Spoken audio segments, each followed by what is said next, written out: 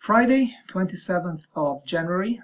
I have a little bit of time, so I decided to use it by doing a refresher video on signals and how we should use them and how we should filter them with a little bit of PA. I could use really any market. It was a very quiet day today. Let's take euro against the dollar just because it's already there. As you know, that's London Open. That's London Open.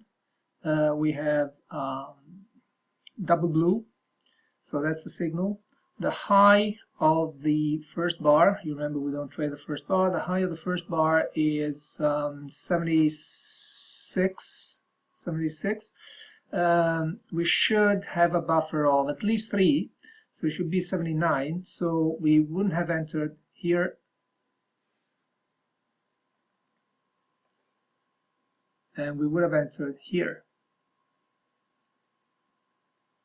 Okay, we can expect the market to probably test this high here, which is 85. So this will 79.85 is quite a short space, but this is London Open, so we have some chances that it will go test and probably go on the rally there.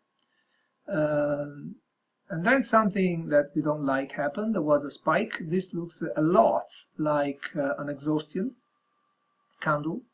The market spiked up and then went down. So we might have been caught on a fishing expedition. We're expecting the bears now to be in control and to push the market down to this level here. Our stop would have been probably close to the bottom here, or if we are a little bit more aggressive, below the double moving average here, about 64. Market goes down again, so we are a little bit in trouble. But you see that the first good sign is that they bounce at the moving average. So we're still in. The market goes up. Now, here it depends on how cautious and how aggressive you are. Here, if you think that this is an exhaustion bar and you're too scared, you enter at this level, you can go out, break even, and leave another day.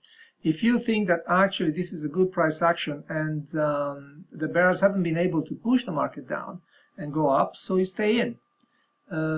I think that at that time I probably did half and half. I closed half a position here and I left half position open to see what happened. Doji, not a good sign, so people who are slightly cautious would have gone out and break even here. There's another spike testing this high here, so quite a lot of people would have probably put stop at break even here. But the bears are nowhere to be seen, so we should give the bulls a chance, and they actually take it and they test this high and go over. So we got 10 points or whatever it is that you're aiming for. You could have had your 8 or 7 points here. And as you can see, at about 96 they stopped, big round number, so it starts going down. There's another attempt. Obviously we won't re-enter here because it's too close to the big round number, and we just wait either for the market to go really through the big round number and re-enter a little bit later, but that would be more and more risky actually, because the market has already rallied quite a lot, and in fact it starts going down. At this time it's 10 o'clock, so we don't trade anymore, but just for the sake of it, let's see what would happen. Now we have a signal here. Now remember, this is not trading time for us. The low is 77 and you have a low at 75, so it wouldn't have been triggered here, it wouldn't have been triggered here. This is, well, 74.6, probably wouldn't have been triggered here. Very difficult to say, but I think that after this you would have probably moved the stop a little bit lower, and nothing would have happened. Market then goes up again. You have a buy signal here at 11:20.